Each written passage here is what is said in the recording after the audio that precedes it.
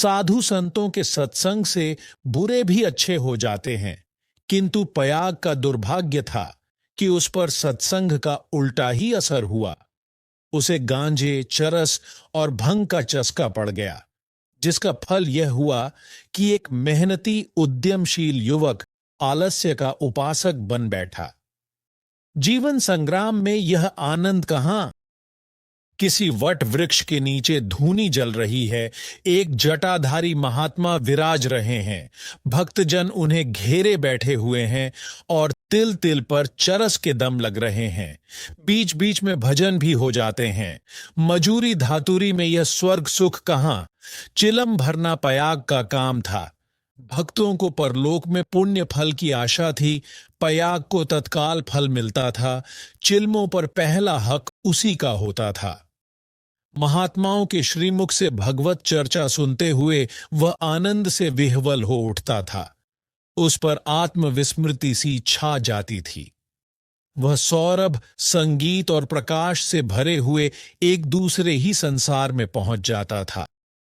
इसलिए जब उसकी स्त्री रुक्मिन रात के 10-11 बज जाने पर उसे बुलाने आती, तो पयाग को प्रत्यक्ष क्रूर अनुभव होता।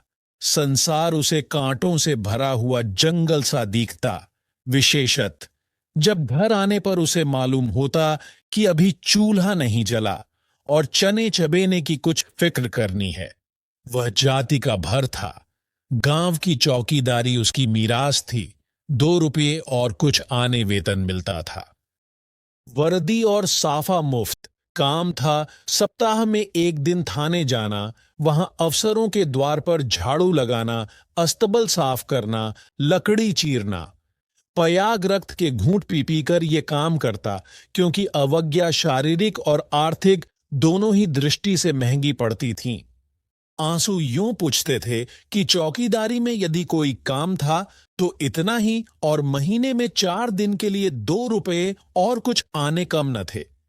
फिर गांव में भी अगर बड़े आदमियों पर नहीं तो नीचों पर रोब था।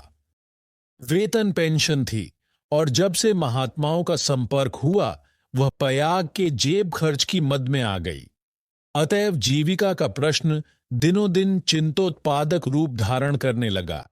इन सत्संगों के पहले यह दंपति गांव में मजदूरी करता था।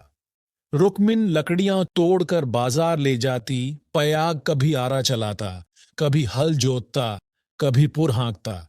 जो काम सामने आ जाए उसमें जुट जाता था। हंसमुख, श्रमशील, विनोदी, निर्द्वंद्व आदमी था, और ऐसा आदमी कभी भूखों नहीं मरता। उस पर नम्र इतना कि किसी काम के लिए नहीं न करता। किसी ने कुछ कहा और वह अच्छा भैया कहकर दौड़ा, इसलिए उसका गांव में मान था। इसी की बदौलत निरुद्यम होने पर भी 2-3 साल उसे अधिक कष्ट न हुआ। दोनों जून की तो बात ही क्या, जब महतों को यह रद्दी न प्राप्त थी, जिनके द्वार पर बैलों की 3-3 जोड़ियां बंधाती थीं, तो पयाग किस गिनती में था। हाँ, 1 जून की दाल रोटी में संदेह न था। परंतु अब यह समस्या दिन पर दिन विषमतर होती जाती थी। उस पर विपत्ति यह थी कि रुक्मिन भी अब किसी कारण से उसकी पतिपरायण, उतनी सेवाशील, उतनी तत्पर न थी। नहीं, उतनी प्रगल्भता और वाचालता में आश्चर्यजनक विकास होता जाता था। अतएव पयाग को किसी ऐसी सिद्धि की आवश्यकता थी जो उसे जीविका की चिंता से मुक्त कर दे और वह निश्चिंत होकर भगवत भजन और साधु सेवा में प्रवृत्ता हो जाए। एक दिन रुक्मिन बाजार में लकड़ियां बेचकर लौटी तो पयाग ने कहा, ला कुछ पैसे मुझे दे दे, दम लगाऊं। रुक्मिन ने मुंह फेर कर कहा, दम लगाने की ऐसी चाट है तो काम क्यों नहीं करते? क्या आजकल कोई बाबा नहीं है? जाकर चिलम भरो। पयाग ने त्योरी चढ़ाकर कहा, भला चाहती है तो पैसे दे दे, नहीं तो इस तरह तंग करेगी तो एक दिन कहीं चला जाऊंगा, तब रोएगी। रुक्मिन अंगूठा दिखाकर बोली, रोए मेरी बला, तुम रहते ही हो तो कौन सोने का कौर खिला देते हो। अब भी छाती फाड़ती हूं, तब भी छाती फाड़ूंगी। तो अब यही फैसला है। हाँ हाँ, कह तो दिया, मेरे पास पैसे नहीं है। गहने बनवाने के लिए पैसे हैं और मैं 4 पैसे मांगता हूं तो यूं जवाब देती है। रुक्मिन तिनक कर बोली, गहने बनवाती हूं तो तुम्हारी छाती क्यों फटती है? तुमने तो पीतल का छल्ला भी नहीं बनवाया, या इतना भी नहीं देखा जाता? पयाग उस दिन घर न आया। रात के 9 बज गए, तब रुक्मिन ने किवाड़ बंद कर लिए। समझी, गांव में कहीं छिपा बैठा होगा, समझता होगा मुझे मनाने आएगी, मेरी बला जाती है। जब दूसरे दिन भी पयाग न आया तो रुक्मिन को चिंता हुई। गांव भर छान आई, चिड़िया किसी भी डाल पर न मिली। उस दिन उसने रसोई नहीं बनाई। रात को लेटी भी तो बहुत देर तक आंखें न लगीं। शंका हो रही थी, पयाग सचमुच तो विरक्त नहीं हो गया। उसने सोचा, प्रातःकाल पत्ता पत्ता छान डालूंगी, किसी साधु संत के साथ होगा, जाकर थाने में रपट कर दूंगी। अभी तड़का ही था कि रुक्मिन थाने में चलने को तैयार हो गई। किवाड़ बंद करके निकली ही थी कि पयाग आता हुआ दिखाई दिया, पर वह अकेला न था। उसके पीछे पीछे एक स्त्री भी थी। उसकी छींट की साड़ी, रंगी हुई चादर, लंबा घूंघट और शर्मीली चाल देखकर रुक्मिन का कलेजा धक से हो गया। वह एक क्षण हतबुद्धि सी खड़ी रही, तब बढ़कर नई सौत को दोनों हाथों के बीच में ले लिया और उसे इस भांति धीरे धीरे घर के अंदर ले चली, जैसे कोई रोगी जीवन से निराश होकर विषपान कर रहा हो। जब पड़ोसियों की भीड़ छंट गई तो रुक्मिन ने पयाग से पूछा, इसे कहां से लाए? पयाग ने हंसकर कहा, घर से भागी जाती थी, मुझे रास्ते में मिल गई। घर का काम धांधा करेगी, पड़ी रहेगी। मालूम होता है मुझसे तुम्हारा जी भर गया। पयाग ने तिरछी चितवनों से देखकर कहा, दुत पगली, इसे तेरी सेवा टहल करने को लाया हूं। नई के आगे पुरानी को कौन पूछता है? चल, मन जिससे मिले वही नई है, मन जिससे न मिले वही पुरानी है। ला, कुछ पैसा हो तो दे दे। 3 दिन से दम नहीं लगाया, पैर सीधे नहीं पड़ते। हाँ, देख 2-4 दिन इस बेचारी को खिला पिला दे, फिर तो आप ही काम करने लगेगी। रुक्मिन ने पूरा रुपया लाकर पयाग के हाथ पर रख दिया। दूसरी बार कहने की जरूरत ही न पड़ी। पयाग में चाहे और कोई गुण हो या न हो, यह मानना पड़ेगा कि वह शासन के मूल सिद्धांतों से परिचित था। उसने भेद नीति को अपना लक्ष्य बना लिया था। 1 मास तक किसी प्रकार की विघ्न बाधा न पड़ी। रुक्मिन अपनी सारी चौकड़ियां भूल गई थीं। बड़े तड़के उठती, कभी लकड़ियां तोड़कर, कभी चारा काटकर, कभी उपले पाट कर बाजार ले जाती। वहां जो कुछ मिलता उसका आधा तो पयाग के हत्थे चढ़ा देती, आधों में घर का काम चलता। वह सौत को कोई काम न करने देती। पड़ोसियों से कहती, बहन सौत है तो क्या है, तो अभी कल की बहुरिया, 2-4 महीने भी आराम से न रहेगी तो क्या याद करेगी, मैं तो काम करने को हूं ही। गांव भर में रुक्मिन के शील स्वभाव का बखान होता था, पर सत्संगी घाघ प्याग सब कुछ समझता था और अपनी नीति की सफलता पर प्रसन्न होता था। एक दिन बहू ने कहा, दीदी, अब तो घर में बैठे बैठे जी उबता है, मुझे भी कोई काम दिला दो। रुक्मिन ने स्नेह सिंचित स्वर में कहा, क्या मेरे मुख में कालिख पुतवाने पर लगी हुई है?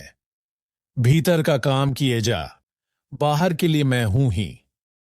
बहू का नाम कौशल्या था, जो बिगड़कर सिलिया हो गया था। इस वक्त सिलिया ने कुछ जवाब न दिया, लेकिन वह लौंडियों की दशा अब उसके लिए असह्य हो गई थी। वह दिन भर घर का काम करते करते मरे, कोई नहीं पूछता। रुक्मिन बाहर से 4 पैसे लाती है तो घर की मालकिन बनी हुई है। अब सिलिया भी मजूरी करेगी और मालकिन का घमंड तोड़ देगी। पयाग पैसों का यार है, यह बात उससे अब छिपी न थी। जब रुक्मिन चारा लेकर बाजार चली गई तो उसने घर की टट्टी लगाई और गांव का रंग ढंग देखने के लिए निकल पड़ी। गांव में ब्राह्मण, ठाकुर, कायस्थ, बनिए सभी थे। सिलिया ने शील और संकोच का कुछ ऐसा स्वांग रचा कि सभी स्त्रियां उस पर मुग्ध हो गईं। किसी ने चावल दिया, किसी ने दाल, किसी ने कुछ। नई बहू की आवभगत कौन न करता।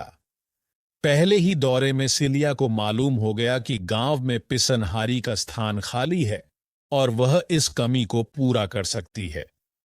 वह यहां से घर लौटी तो उसके सिर पर गेहूं से भरी हुई एक टोकरी थी। पयाग ने पहर रात ही से चक्की की आवाज सुनी तो रुकमिन से बोला, आज तो सिलिया अभी से पीसने लगी। रुकमिन बाजार से आटा लाई थी। अनाज और आटे के भाव में विशेष अंतर न था। उसे आश्चर्य हुआ कि सिलिया इतने सवेरे क्या पीस रही है। उठकर कोठरी में आई तो देखा कि सिलिया अंधेरे में बैठी कुछ पीस रही है। उसने जाकर उसका हाथ पकड़ लिया और टोकरी को उठाकर बोली, तुझसे किसने पीसने को कहा है? किसका अनाज पीस रही है?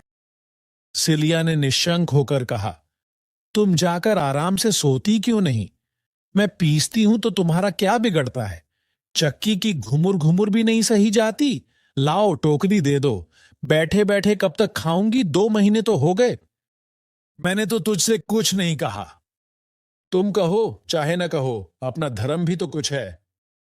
तू अभी यहां के आदमियों को नहीं जानती। आटा तो पिसाते सबको अच्छा लगता है, पैसे देते रोते हैं। किसका गेहूं है? मैं सवेरे उसके सिर पर पटक आऊंगी। सिलिया ने रुकमिन के हाथ से टोकरी छीन ली और बोली, पैसे क्यों ना देंगे? कुछ बेकार करती हूं। तू ना मानेगी। तुम्हारी लौंडी बनकर ना रहूंगी। यह तकरार सुनकर पयाग भी आ पहुंचा और रुकमिन से बोला, काम करती है तो करने क्यों नहीं देती? अब क्या जन्म भर बहुरिया ही बनी रहेगी? हो गए 2 महीने। तुम क्या जानो, नाक तो मेरी कटेगी। सिलिया बोल उठी, तो क्या कोई बैठे खिलाता है? चौका बर्तन, झाड़ू बहारू, रोटी पानी, पीसना कूटना ये कौन करता है? पानी खींचते खींचते मेरे हाथों में घट्ठे पड़ गए। मुझसे अब सारा काम ना होगा। पयाग ने कहा, तो तू ही बाजार जाया कर, घर का काम रहने दे, रुकमिन कर लेगी। रुकमिन ने आपत्ति की, ऐसी बात मुंह से निकालते लाज नहीं आती? 3 दिन की बहुरिया बाजार में घूमेगी तो संसार क्या कहेगा? सिलिया ने आग्रह करके कहा, संसार क्या कहेगा? क्या कोई ऐब करने जाती हूं? सिलिया की डिग्री हो गई। आधिपत्य रुकमिन के हाथ से निकल गया। सिलिया की अमलदारी हो गई। जवान औरत थी। गेहूं पीस कर उठी तो औरों के साथ घास छीलने चली गई और इतनी घास छीली कि सब दंग रह गईं। गट्ठा उठाए न उठता था।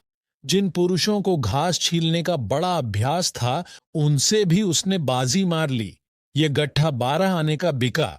सिलिया ने आटा, चावल, दाल, तेल, नमक, तरकारी, मसाला सब कुछ लिया और 4 आने बचा भी लिए। रुकमिन ने समझ रखा था कि सिलिया बाजार से 2-4 आने पैसे लेकर लौटेगी तो उसे डांटूंगी और दूसरे दिन से फिर बाजार जाने लगूंगी। फिर मेरा राज्य हो जाएगा। पर यह सामान देखे तो आंखें खुल गईं। पयाग खाने बैठा तो मसालेदार तरकारी का बखान करने लगा। महीनों से ऐसी स्वादिष्ट वस्तु मयस्सर न हुई थी। बहुत प्रसन्न हुआ। भोजन करके वह बाहर जाने लगा तो सिलिया बरोठे में खड़ी मिल गई। बोला, आज कितने पैसे मिले? 12 आने मिले थे। सब खर्च कर डाले? कुछ बचे हों तो मुझे दे दे। सिलिया ने बचे हुए 4 आने पैसे दे दिए। प्याग पैसे खनखनाता हुआ बोला, तूने तो आज माला माल कर दिया। रुकमिन तो 2-4 पैसों ही में टाल देती थी। मुझे गाड़ कर रखना थोड़े ही है। पैसा खाने पीने के लिए है कि गाड़ने के लिए? अब तू ही बाजार जाया कर, रुकमिन घर का काम करेगी। रुकमिन और सिलिया में संग्राम छिड़ गया। सिलिया पयाग पर अपना आधिपत्य जमाए रखने के लिए जान तोड़कर परिश्रम करती। पहर रात ही से उसकी चक्की की आवाज कानों में आने लगती।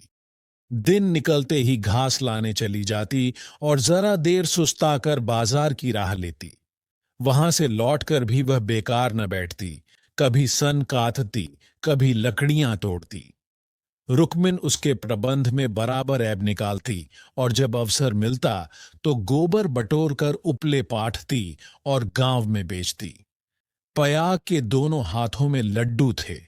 स्त्रियां उसे अधिक से अधिक पैसे देने और स्नेह का अधिकांश देकर अपने अधिकार में लाने का प्रयत्न करती रहती, पर सिलिया ने कुछ ऐसी दृढ़ता से आसन जमा लिया था कि किसी तरह हिलाए न हिलती थी।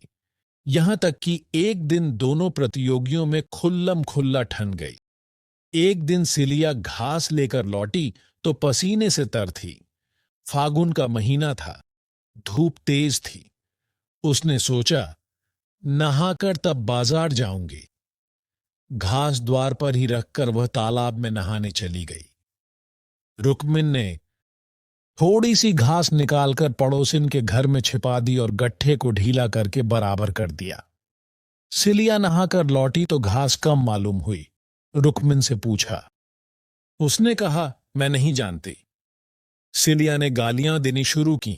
जिसने मेरी घास छुई हो, उसकी देह में कीड़े पड़े, उसके बाप और भाई मर जाएं, उसकी आंखें फूट जाएं।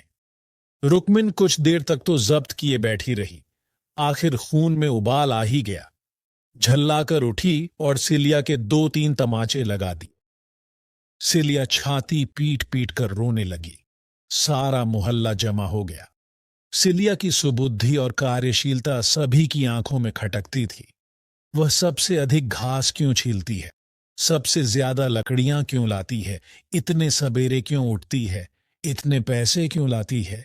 इन कारणों ने उसे पड़ोसियों की सहानुभूति से वंचित कर दिया था। सब उसी को बुरा भला कहने लगी। मुट्ठी भर घास के लिए इतना ऊधम मचा डाला। इतनी घास तो आदमी झाड़कर फेंक देता है। घास न हुई, सोना हुआ। तुझे तो सोचना चाहिए था कि अगर किसी ने ले ही लिया तो है तो गांव घर ही का, बाहर का कोई चोर तो आया नहीं। तूने इतनी गालियां दी तो किसको दी? पड़ोसियों ही को तो। संयोग से उस दिन पयाग थाने गया हुआ था। शाम को थका मांदा लौटा तो सिलिया से बोला, ला कुछ पैसे दे दे तो दम लगा आऊं, थक कर चूर हो गया हूं। सिलिया उसे देखते ही हाय हाय करके रोने लगी। पयाग ने घबराकर पूछा, क्या हुआ, क्यों रोती है? कहीं गमी तो नहीं हो गई? नहर से कोई आदमी तो नहीं आया? अब इस घर में मेरा रहना ना होगा, अपने घर जाऊंगी। अरे कुछ मुंह से तो बोल, हुआ क्या? गांव में किसी ने गाली दी है? किसने गाली दी है? घर फूंक दूं, उसका चालान करवा दूं? मार्सिलिया ने रो रो कर सारी कथा कह सुनाई। पयाग पर आज थाने में खूब मार पड़ी थी। झल्लाया हुआ था। वह कथा सुनी तो देह में आग लग गई। रुक्मिन पानी भरने गई थी। वह अभी घड़ा भी न रखने पाई थी कि पयाग उस पर टूट पड़ा और मारते मारते बेदम कर दिया। वह मार का जवाब गालियों से देती थी और पयाग हर एक गाली पर और झल्ला झल्ला कर मारता था। यहां तक कि रुक्मिन के घुटने फूट गए, चूड़ियां टूट गईं। सिलिया बीच बीच में कहती जाती थी, वाहरे तेरा दीदा, वाहरे तेरी जबान, ऐसी तो औरत ही नहीं देखी। औरत काहे को, डाइन है, जरा भी मुंह में लगाम नहीं। किंतु रुक्मिन उसकी बातों को मानो सुनती ही न थी। उसकी सारी शक्ति पयाग को कोसने में लगी हुई थी। पयाग मारते मारते थक गया, पर रुक्मिन की जबान न थकी। बस यही रट लगी हुई थी, तू मर जा, तेरी मिट्टी निकले, तुझे भवानी खाए, तुझे मिर्गी आए। पयाग रह रहकर क्रोध से तिलमिला उठता और आकर 2-4 लातें जमा देता, पर रुक्मिन को अब शायद चोट ही न लगती थी। वह जगह से हिलती भी न थी। सिर के बाल खोले जमीन पर बैठी इन्हीं मंत्रों का पाठ कर रही थी। उसके स्वर में अब क्रोध न था, केवल एक उन्मादमय प्रवाह था। उसकी समस्त आत्मा हिंसा कामना की अग्नि से प्रज्वलित हो रही थी। अंधेरा हुआ तो रुक्मिन उठकर एक ओर निकल गई, जैसे आंखों से आंसू की धार निकल जाती है। सिलिया भोजन बना रही थी। उसने उसे जाते देखा भी, पर कुछ पूछा नहीं। द्वार पर पयाग बैठा चिलम पी रहा था। उसने भी कुछ न कहा। जब फसल पकने लगती थी तो 1.5-2 महीने तक पयाग को हार की देखभाल करनी पड़ती थी। उसे किसानों से दोनों फसलों पर हल पीछे कुछ अनाज बंधा हुआ था। माघ ही में वह हार के बीच में थोड़ी सी जमीन साफ करके एक मड़ैया डाल लेता था और रात को खा पी कर आग, चिलम और तमाकू चरस लिए हुए इसी मड़ैया में जाकर पड़ा रहता था। चैत के अंत तक उसका यही नियम रहता था। आजकल वही दिन थे। फसल पकी हुई तैयार खड़ी थी। 2-4 दिन में कटाई शुरू होने वाली थी। पयाग ने 10 बजे रात तक रुक्मिन की राह देखी। फिर यह समझकर कि शायद किसी पड़ोसिन के घर सो रही होगी, उसने खा पी कर अपनी लाठी उठाई और सिलिया से बोला, किवाड़ बंद कर ले, अगर रुक्मिन आए तो खोल देना और मना झुना कर थोड़ा बहुत खिला देना। तेरे पीछे आज इतना तूफान हो गया, मुझे न जाने इतना गुस्सा कैसे आ गया। मैंने उसे कभी फूल की छड़ी से भी न छुआ था। कहीं बूढ़ धांस न मरी हो तो कल आफत आ जाए। सिलिया बोली, न जाने वो आएगी कि नहीं, मैं अकेली कैसे रहूंगी, मुझे डर लगता है। तो घर में कौन रहेगा? सूना घर पाकर कोई लोटा थाली उठा ले जाए तो डर किस बात का है? फिर रुक्मिन तो आती ही होगी। सिलिया ने अंदर से टट्टी बंद कर ली। पयाग हार की ओर चला। चरस की तरंग में यह भजन गाता जाता था, ठगिनी क्या नैना झमकावे, कद्दू काट मृदंग बनावे, नींबू काट मजीरा, 5 तरोई मंगल गावे, नाचे बालम खीरा, रूपा पहिर के रूप दिखावे, सोना पहिर रिझावे, गले डाल तुलसी की माला, 3 लोग भरमावे। ठगिनी। सहसा सिवाने पर पहुंचते ही उसने देखा कि सामने हार में किसी ने आग जलाई। एक क्षण में एक ज्वाला सी दहक उठी। उसने चिल्लाकर पुकारा, कौन है वहां? अरे ये कौन आग जलाता है? ऊपर उठती हुई ज्वालाओं ने अपनी आग्नेय जिह्ना से उत्तर दिया। अब पयाग को मालूम हुआ कि उसकी मड़ैया में आग लगी हुई है। उसकी छाती धड़कने लगी। इस मड़ैया में आग लगाना रुई के ढेर में आग लगाना था। हवा चल रही थी। मड़ैया के चारों ओर एक हाथ हटकर पकी हुई फसल की चादर सी बिछी हुई थी। रात में भी उनका सुनहरा रंग झलक रहा था। आग की एक लपट, केवल एक जरा सी चिंगारी सारे हार को भस्म कर देगी। सारा गांव तबाह हो जाएगा। इसी हार से मिले हुए दूसरे गांव के भी हार थे, वे भी जल उठेंगे। ओह, लपटें बढ़ती जा रही हैं। अब विलंब करने का समय न था। पयाग ने अपना उपला और चिलम वहीं पटक दिया और कंधों पर लोहबंद लाठी रखकर बेतहाशा मड़ैया की तरफ दौड़ा। मेड़ों से जाने में चक्कर था, इसलिए वह खेतों में से होकर भागा जा रहा था। प्रतिक्षण ज्वाला प्रचंडतर होती जाती थी और पयाग के पांव और तेजी से उठ रहे थे। कोई तेज घोड़ा भी इस वक्त उसे पा न सकता था। अपनी तेजी पर उसे स्वयं आश्चर्य हो रहा था। जान पड़ता था पांव भूमि पर पड़ते ही नहीं। उसकी आंखें मड़ैया पर लगी हुई थीं। दाहिने बाएं से और कुछ न सूझता था। इसी एकाग्रता ने उसके पैरों में पर लगा दिए थे। न दम फूलता था, न पांव थकते थे। 3-4 फरलांग उसने 2 मिनट में तय कर लिए और मड़ैया के पास जा पहुंचा। मड़ैया के आसपास कोई न था। किसने यह कर्म किया है, यह सोचने का मौका न था। उसे खोजने की तो बात ही और थी। पयाग का संदेह रुक्मिन पर हुआ, पर यह क्रोध का समय न था। ज्वालाएं कुचाली बालकों की भांति ठट्ठा मारतीं, धक्कम धक्का करतीं, कभी दाहिनी ओर लपकतीं और कभी बाईं तरफ। बस ऐसा मालूम होता था कि लपट अब खेत तक पहुंची, अब पहुंची। मानो ज्वालाएं आग्रहपूर्वक क्यारियों की ओर बढ़तीं और असफल होकर दूसरी बार फिर दूने वेग से लपकती थीं। आग कैसे बुझे? लाठी से पीट कर बुझाने का गौ न था। वह तो निरी मूर्खता थी। फिर क्या हो? फसल जल गई तो फिर वह किसी को मुंह न दिखा सकेगा। आह, गांव में कोहराम मच जाएगा, सर्वनाश हो जाएगा। उसने ज्यादा नहीं सोचा। गमवारों को सोचना नहीं आता। पयाग ने लाठी संभाली, जोर से एक छलांग मारकर आग के अंदर मड़ैया के द्वार पर जा पहुंचा। जलती हुई मड़ैया को अपनी लाठी पर उठाया और उसे सिर पर लिए सबसे चौड़ी मेड़ पर गांव की तरफ भागा। ऐसा जान पड़ा मानो कोई अग्नियान हवा में उड़ता चला जा रहा है। फूस की जलती हुई धाज्जियां उसके ऊपर गिर रही थीं, पर उसे इसका ज्ञान तक न होता था। एक बार एक मूठा अलग होकर उसके हाथ पर गिर पड़ा। सारा हाथ भुन गया, पर उसके पांव पल भर भी नहीं रुके। हाथों में जरा भी हिचक न हुई।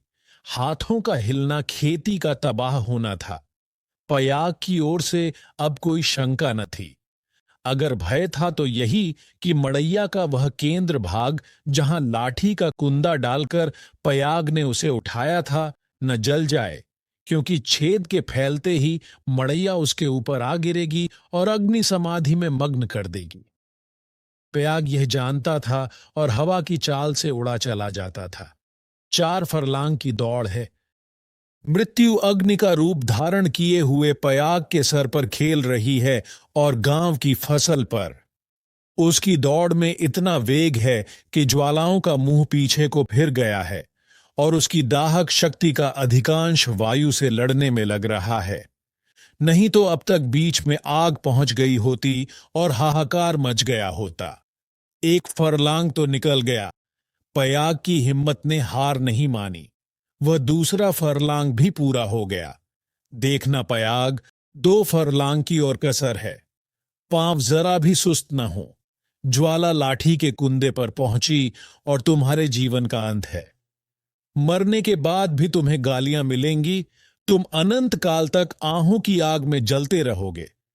बस 1 मिनट और। अब केवल 2 खेत और रह गए हैं। सर्वनाश!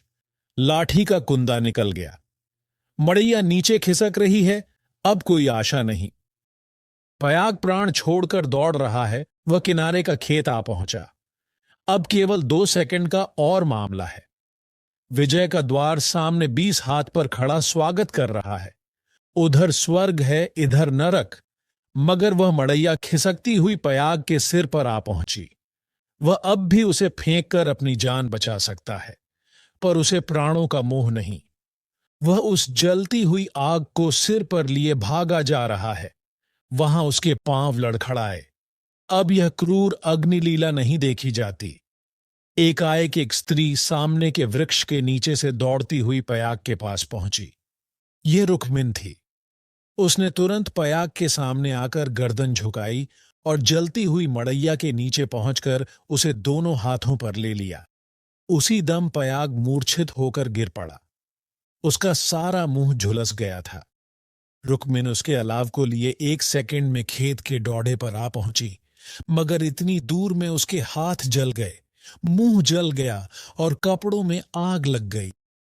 उसे अब इतनी सुध भी न थी कि मड़ैया के बाहर निकल आए। वह मड़ैया को लिए हुए गिर पड़ी। इसके बाद कुछ देर तक मड़ैया हिलती रही। रुक्मिन हाथ पांव फेंकती रही। फिर अग्नि ने उसे निगल लिया। रुक्मिन ने अग्नि समाधि ले ली। कुछ देर के बाद पयाग को होश आया। सारी देह जल रही थी। उसने देखा वृक्ष के नीचे फूस की लाल आग चमक रही है। उठकर दौड़ा और पैर से आग को हटा दिया।